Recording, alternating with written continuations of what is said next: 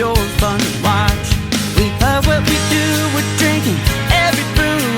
Man, we talk some shit, but we're telling the truth. Yeah, we're the Scotchy Bourbon Boys, raisins in hell and making some noise. Yeah, we're the Scotchy Bourbon Boys, we're here to have fun and we hope you enjoy. We're here to have fun.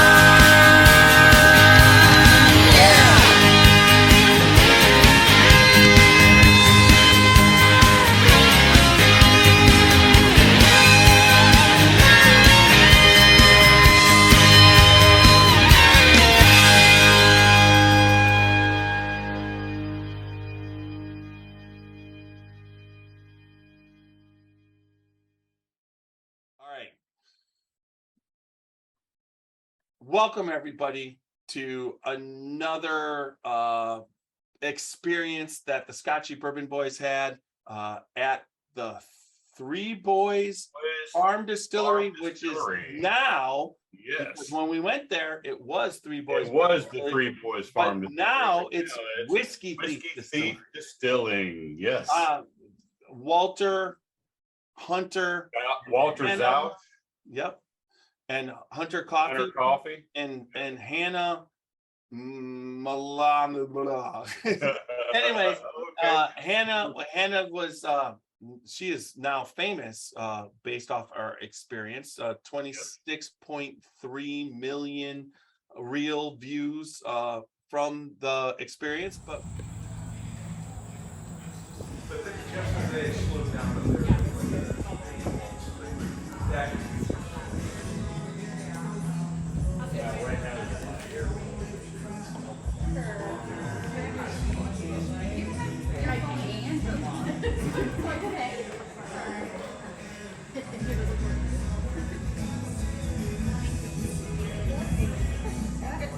Get it like pulling out of the barrel and everything? What? Do you want it coming out of the barrel and everything? No, we could get one out of that, but this one, let's just do this way again. So this is B2. So this is gonna be a 5-year bourbon, 68% corn. It's gonna be 12% rye and 20% on the barley. The proof on this one is gonna go down to 110. For 30. All right, what's this? Cheers. Here we go. You Number ready? five. Number 5. So I'm pulling from barrel 5 here. It's 80-10-10 for the corn, the rye, and the barley here. It is a 6-year bourbon. The proof on this one's gonna be 112. Thank you. But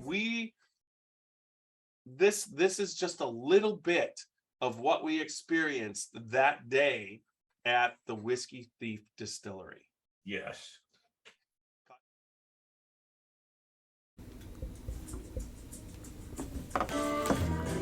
Dant Crossing, Gethsemane, Kentucky. Timeless hospitality that stirs the spirit. Dant Crossing is a one-of-a-kind destination for unforgettable weddings, memorable corporate events, day trips, and weekend getaways. The pastoral campus is anchored by Log Still Distillery and includes an amphitheater that seats 2,000, a 12-acre lake for fishing and unique lodging options, creating an immersive experience that's rooted in the community and culture of our little slice of Kentucky. More attractions will open soon at Dant Crossing, including our 21,000 square foot distillery, which we will have the ability to produce 15,000 barrels of spirit each year, a network of wooded walking trails, fully functional private train depot, farm-to-table restaurant, and the Legacy, a premier wedding and events venue. Whether you're looking to host an event, book a stay, or reserve a tasting, we're ready to welcome you. Learn more at dantcrossing.com. This is Alan Bishop, head alchemist at Spirits of French Lick. Be on the lookout for a brand new bottled and bond Solomon Scott rye whiskey. Made from a mash composed of 65% rye, 35% corn, and 5% victory malt. This 5-year-old 100 proof rye whiskey is a throwback to early 1800s style rye whiskeys of the Ohio Valley. Named after the legendary Daisy Spring Mill distillery owner turned moonshiner Solomon Scott of Paoli, Indiana. Remember, drink responsibly and never drink and drive.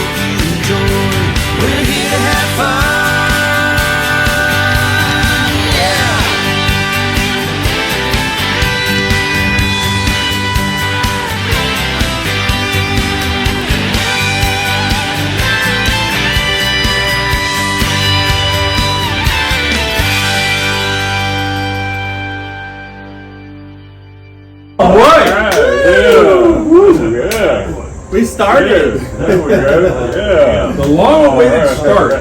All right. Scotchy Bourbon Boy podcast. Yes, and we're at a special place today. We're Yes, we are. here at the Three Boys Distillery and Farm Distillery, right? right, Yes, and we have you introduced. We have Walter Zauch That's right. and Hunter Coffee Hunter Coffee. joining There you us. go. Thank you, gentlemen. Yeah. Thank you for being here. Thanks for letting us come out here. Yeah, Hunter's your head distiller, That's correct? right. Yeah. Great to have you, Hunter. Thank you for doing this. Good beer. Yeah. And then Walter, you're kind of this is your thing, right? That you. Yeah, I'm the debt specialist. The debt specialist. Yes. First time I heard that Head one. of debt.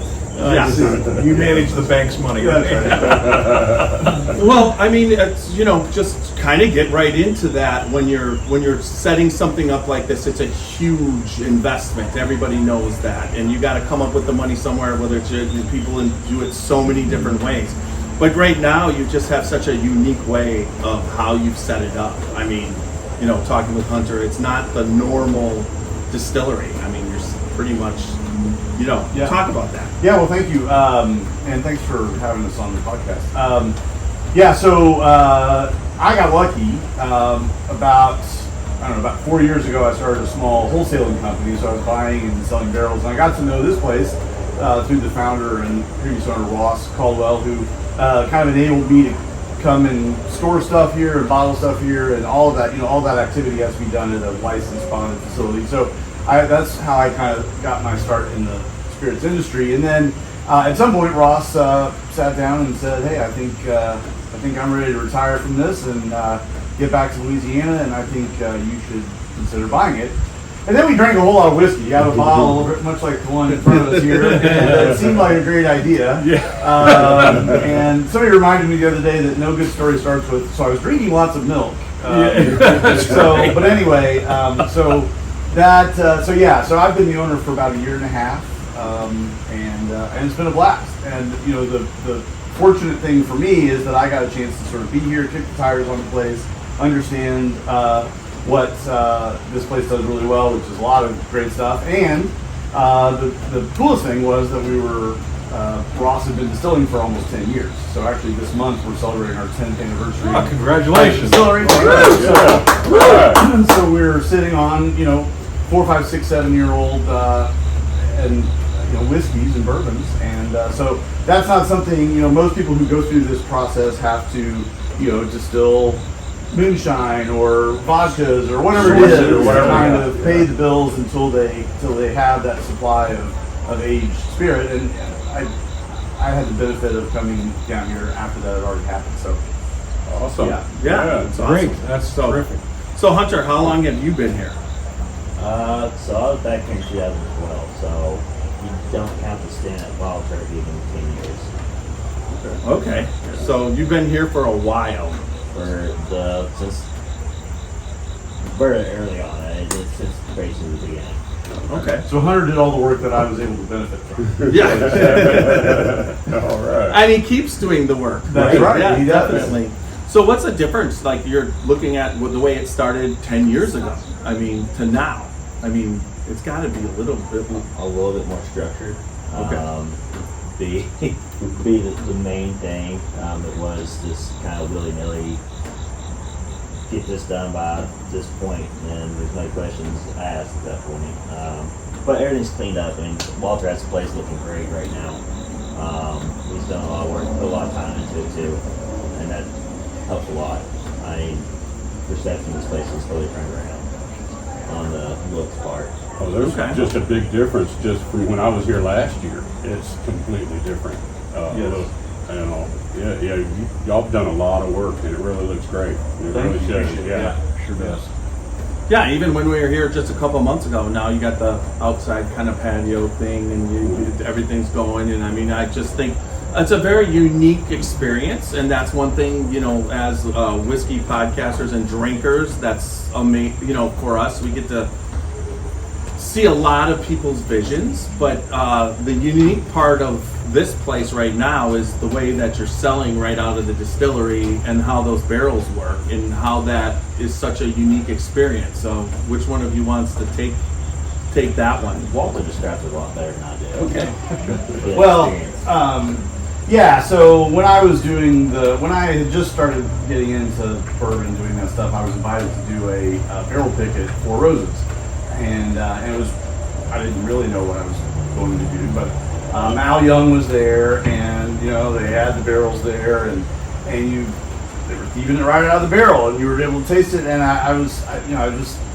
it left this impression on me that it seemed like that you shouldn't have to be sort of connected to a retailer, distributor, or whatever. Like mere mortals should be able to go and taste whiskey straight out of the barrel. That was such a cool, unique experience. And so Ross had been doing that here for 10 years. So and letting people sample out of barrels and that sort of thing. So we've kind of taken that. I think we've set it up to where people come in, they taste from 5 barrels straight out of the barrel at barrel proof. We've not done anything to those barrels except sort of sequence them in order. Sometimes people say, "Why is 3 the best barrel?" Well, I mean, it's not necessarily, but Hunter and I definitely sequence them, so it's a flight you're getting, and there's and so. But in any case, other than that, the barrels are the way nature intended, and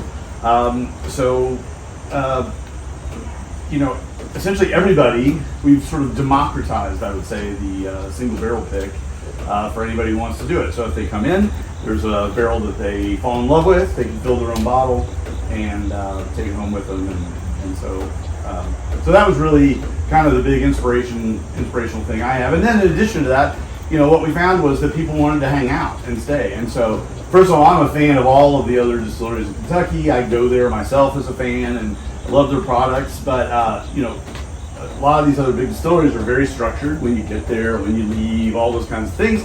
And we found that people wanted to kind of come and stay around and be part of the experience. And so we're recording this on our bar, so we've got this side patio now and the back patio where people can come and stay and just sort of enjoy the Kentucky rolling hills and of central Kentucky. And it's like you're visiting your uncle that's a distiller. That's right. Yeah, exactly. Like a guy. Yeah, exactly. We know that's this what guy. I was going to mention too a while ago is that now, since I came back this year, it just seems so much more relaxing and inviting, and it's like, here, come on in, taste some whiskey, just stick around, stay a while, enjoy, relax. It's not like you're rushed in, go through a tour, pushed into the gift shop, boom, boom, boom, and you got and all, and it's just so much more. And what an experience last year when I came and thieved from the barrel, put it in the bottle myself, and all, and then got to taste from 5 different barrels before I did that. Choose my own. Yeah, what an experience! And it's very just unique. amazing. Yeah, unique. Well, also I have to put, Hunter is so laid back. He adds to that experience. When you're talking to him, it's kind of like he just lets you know that you're here, and it's kind of like just hanging out, doing it. You're not, I asked him, if you remember the first time I asked you, well, how often do you distill and how does that work? And he's just like, pretty much every second that I can distill, I'm distilling. Depending on the weather, yeah. Or supply chain. Well, now talk about that a little bit. Have you guys been, like everybody else, having the glass problems a little bit? And what is affecting you when it comes to the... Well, yeah, I mean, we had the glass problem. The good thing for us is that because we also kind of let our customers select the bottle that they like. We aren't necessarily tied to a specific bottle shape and all of that kind of stuff. It's tied to our brand, at least at this point. So that allowed us to be pretty nimble during coronavirus stuff and go, well, what do you got? And, that would work for us. We'll take that. So the big challenge now that all the distillers are facing, you guys probably know this, is barrels. So no one, I don't think, saw that coming, but now barrels have become the rage. A, because, as I've been told from all the suppliers, because during COVID, people were drinking younger and younger bourbon, and barrels were being dumped, and they needed to make more, and there was just happy hours were starting at noon instead of 5.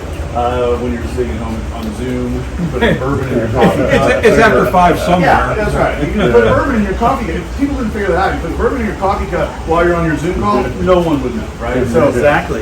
So anyway, drinking more bourbon, and then also just production. I mean, the bourbon demand has just never been higher. So there's more and more barrels being produced. Well, they run into the same problem that as a small producer and everybody is the same thing. It's not that there's not enough oak trees. They've been planting and making sure they got that supply, but they can't get it. Sometimes they just can't get it out of the they don't got enough people to get it out of the ports. You know, and my observation is on that is while you've got distilleries, new distilleries left and right, you have the existing distilleries expanding, going from. I think when we were here, well, about 3 years ago this time, the first bourbon investment came to, we took a tour at Heaven Hill in Bardstown where they just bottled. And they had a capacity at that time of 24,000 barrels in their rick house. And they told us that they were expanding to do 80,000 barrels. And then we got back here last year, and it's like they were pushing past that. The ceiling ain't there. So you see this crazy expansion with both in new distillers and existing distillers dramatically increasing their capacity, and yet you just don't see a cooperage around every corner, too. And I think there's some opportunity there for some barrel makers. Yeah, no, I think that's right. Well, talk about what we're drinking now. What are we drinking? What is that we're drinking? This is number one, man. So one of the sort of occupational hazards of this job that Hunter and I are in is that with guests will be here and they'll say, well, which one do you like? And we'll maybe we're here usually on Fridays and Saturdays to talk to people and kind of hang out and get to know our customers and that sort of thing. And occasionally you connect with certain ones and or maybe people you've known, etc. And they'll say, well, which one are you liking? It's like, it always seems like such a lame answer to not know your own product, right? So then, okay, fine, I'll despite my liver's, complaints, I'll taste a couple barrels with you. And so yesterday we number one on one of our tastings I was just got like really good. I felt like it was really good and very sweet. So it's 78% corn, 12% rye, and 10% malted barley at 7 years old. And it's sweet. I mean, it's like if you're a sweet bourbon drinker, it's very sweet. The number two, a little higher rye, a little bit younger, a little bit spicier. And so while we were waiting to do this, I thought, well, I don't know what would happen if I put a little 2 in number 1. So I kind of broke my own single barrel rule just because did a blend because I can't do it now. And you're the boss. That's right. So it was kind of an experiment, but so that's what we're doing. All right. And I'm still here by Hunter. We did the tasting earlier, and it was a general consensus. We like number 1. Yeah, we did. Yep, I'm going to be walking out here with a bottle. It was like 117 proof. Yep. It's exactly right. So, and it definitely doesn't drink like one. No, it doesn't. That's the first but it's thing got a I felt, nice Yeah. So we like the high rank profile. That's good. So Hunter, does he let you do that too? If you find a couple that you mix, that you can put a couple bottles back? I got too much bourbon to be doing anyways. I think I bottled more for Walter than anyone else.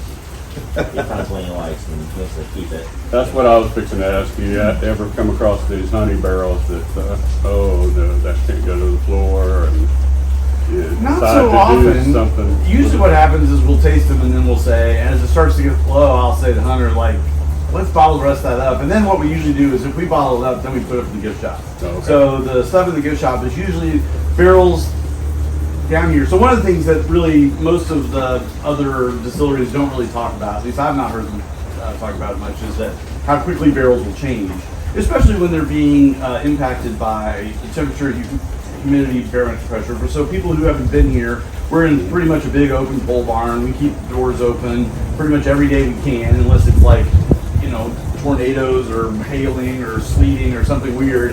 And we'll try to keep the doors open. And part of the reason is that temperature and that humidity and is working on those barrels is changing. They're kind of like these living organisms, and so they're always changing. So we'll come in and taste, barrel number one.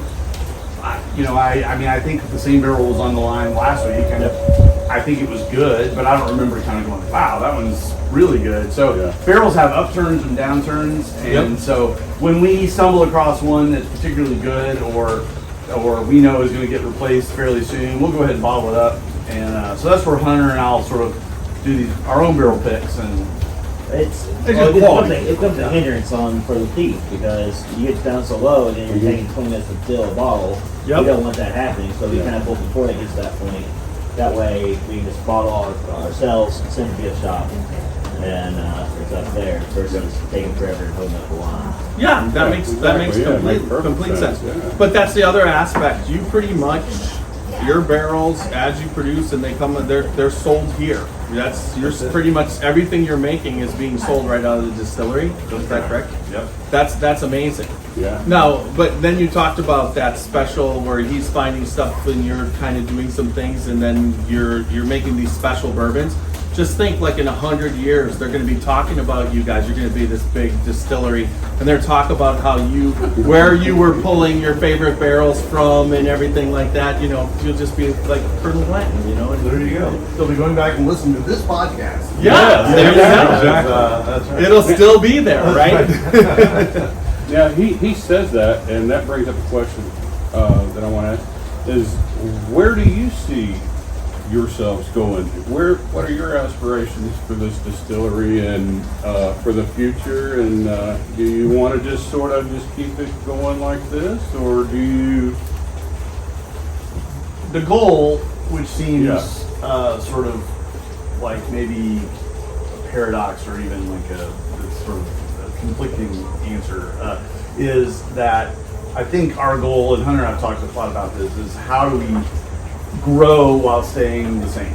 And so that's sort of the sacrifice experience. Yeah. So that's the problem that we spend a lot of time talking about. I mean, first of all, just getting to where we are from when I purchased this place a year and a half ago, this place being shut down because tourism was shut down during COVID and everything. And so the upgrades and stuff that we've been doing, that was a project into itself. And now I think we're at a point where we're kind of looking forward to, okay, now what's tomorrow look like? So, and one of the things, and I think we maybe touched on this, but we didn't really pregame this necessarily, the talking point is that we're, so this company has for 10 years been called Whiskey Thief Distilling Company, right? So even like this barrel, it says, or this bottle says Whiskey Thief on it.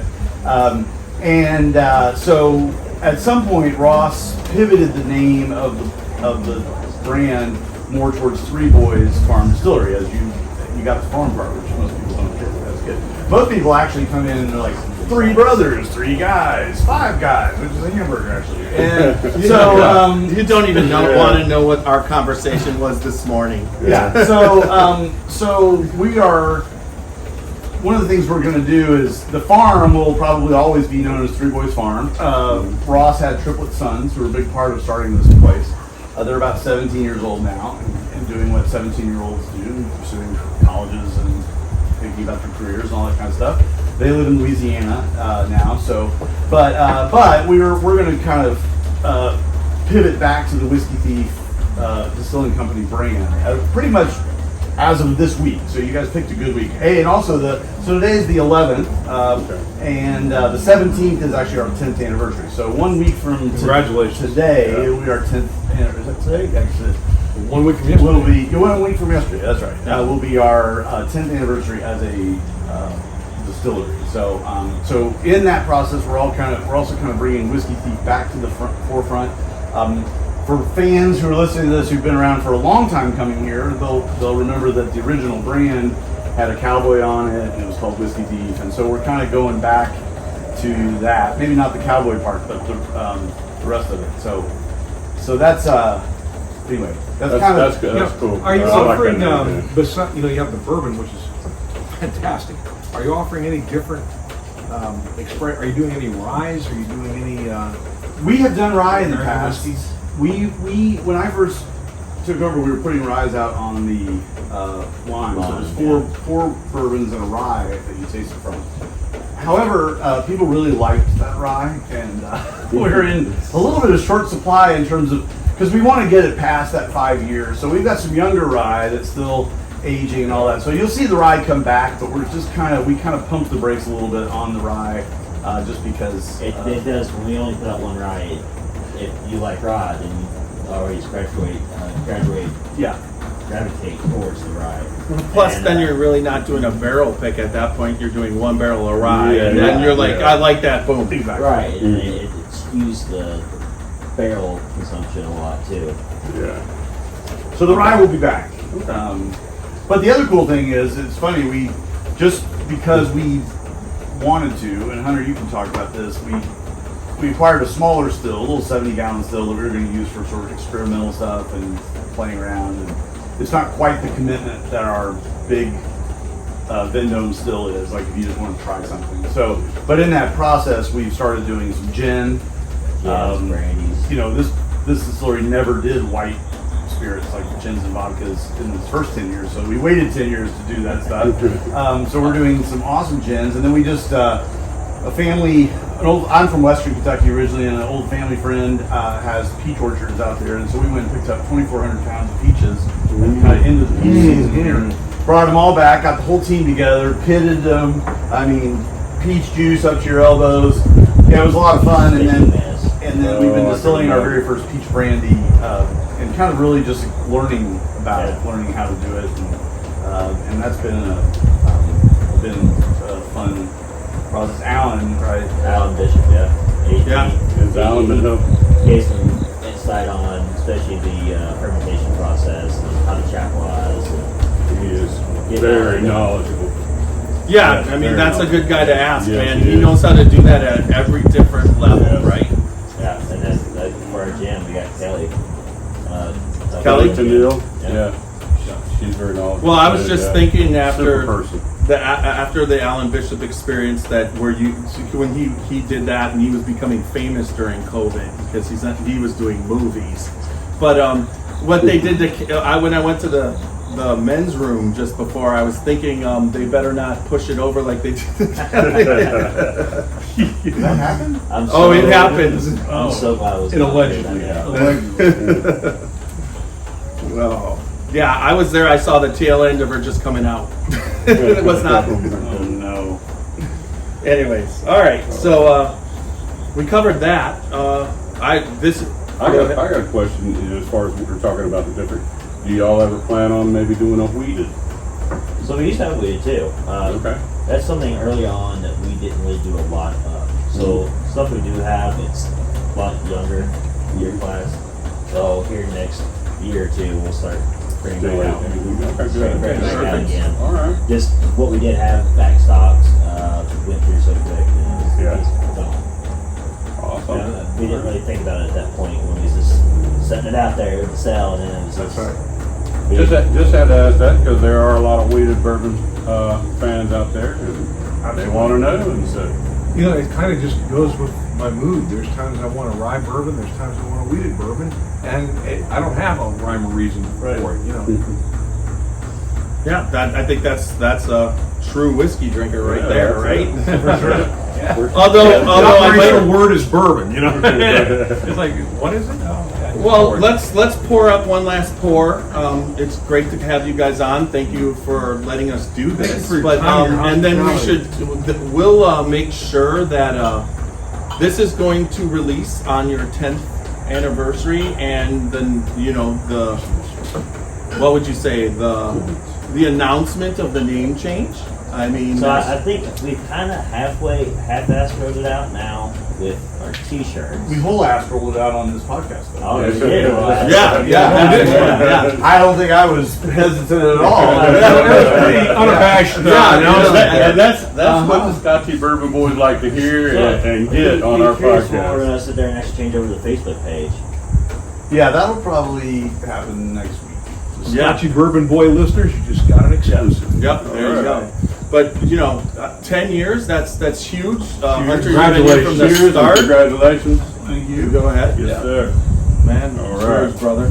and this is a great experience. All I can say is when you're running around Kentucky and you're doing the Bourbon Trail, make sure that you stop off at the Three Boys Farm for Whiskey Thief Bourbon and brandies eventually and gins, right? Yeah. Well, I think our label for our gin is not approved. We'll gin in the next 2 weeks in the gift shop, at least the very first prototype version. It's got to be strange for you guys because it doesn't. There's no aging. I mean, it just goes. Weird. It just goes. You're done. Wait, I don't have to wait 5 years. Wow. Most distilleries figure that out the first couple of years, to get going. You guys are just waiting 10 years to do that, right? Well, normally when you submit a label to ZTB, it's like, I got time. But when you submit it for the gin, it's like, can you just bring it up a little bit? So, yeah. Don't looking at glass. That's right, exactly. The whole process is accelerated. And I would just like to quick shameless plug too. So we're going to be celebrating this. We're going to milk this 10th anniversary thing as long as we possibly can. So, but one of the things we're going to be doing over the rest of September, probably even do a little bit in October, we're going to have some of our older barrels. So we kind of dug back into the deepest recesses, for better or worse, some of the older barrels.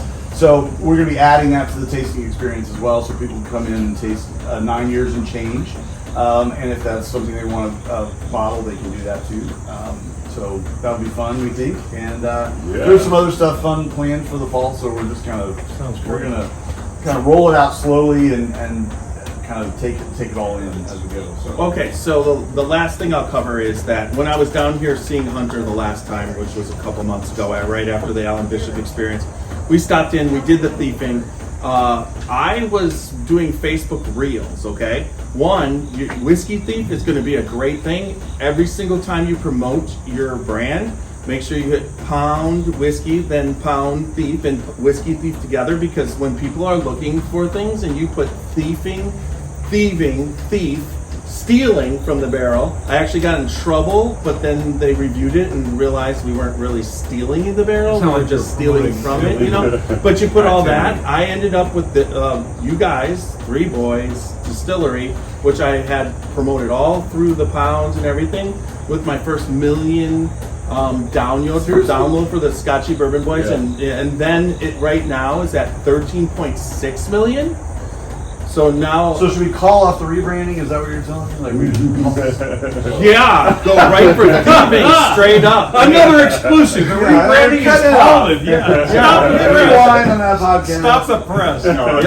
So I got a lot of new videos that I will be. What would you say? I said pound. I meant hashtag, because believe it or not, I'm 50. I'm going to be 58, so that's usually why. Yes, but hashtag thieving and all that goes in there, and it's going to go. It just went nuts. Well, so great to hear. put the Scotchy Bourbon Boys into a different level of So and same thing with every single one saw Three Boys Distillery right at the bottom. So we'd like to thank you guys again. So we should talk after we stop recording, and you can give me notes or consult or something, because I'm too old for the internet, I think, at this point. So thank you. So we got a lot of video, and we'll be doing that, promoting you. So, anyways, that brings us to the end. Thank you very much, both Walter and Hunter, for your time. And we like what you're doing. I mean, if anybody's coming down from Kentucky or into Kentucky, they gotta stop by, because this is every time you come here, you're getting a barrel pick experience. And then most barrel picks, you don't get to fill your own barrel. You gotta wait to So you even get to do something that and a barrel proof. Yes. That's right. Yes, it's what you taste. Thank you, man. Appreciate it. Appreciate you guys. Thank you so much. All right, we're the Scotchy Bourbon Boys. www.scotchybourbonboys.com. You can find us on Facebook, YouTube, Twitter, Instagram, and TikTok.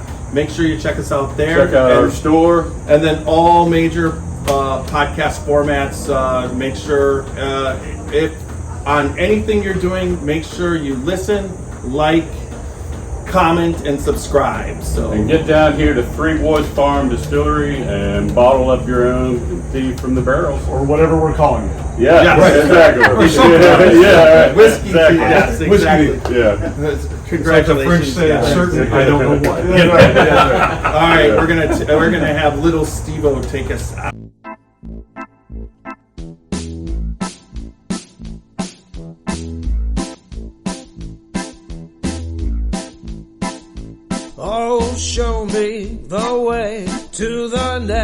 whiskey bar.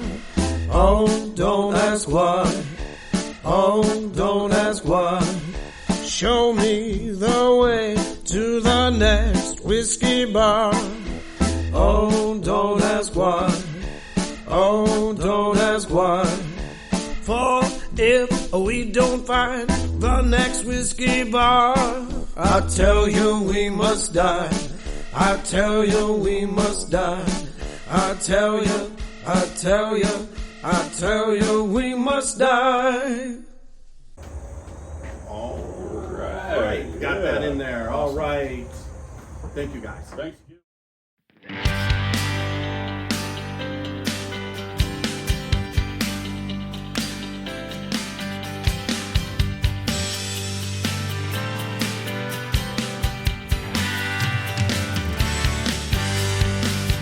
Drinking bourbon, sipping on some scotch. We get a little wild, but it's sure fun to watch. We love what we do, we're drinking every brew. Man, we talk some shit, but we're telling the truth. Yeah, we're the Scotchy Bourbon Boys, raising some hell and making some noise. Yeah, we're the Scotchy Bourbon Boys. We're here to have fun and we hope you enjoy. We're here to have fun, yeah.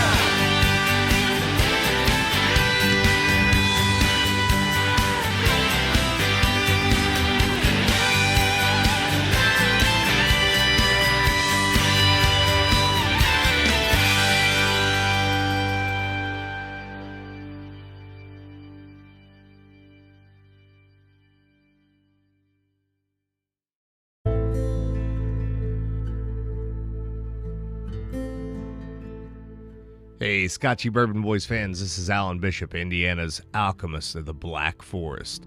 So I'm tuning in here today to tell you all about the One Piece at a Time Distilling Institute channel on YouTube. If you're at all interested in the art of distilling, whether it be home distilling or professional distilling, and the intense geekery that goes into that process, then check out the One Piece at a Time Distilling Institute on YouTube. I promise you're going to learn something you didn't know before about the arts.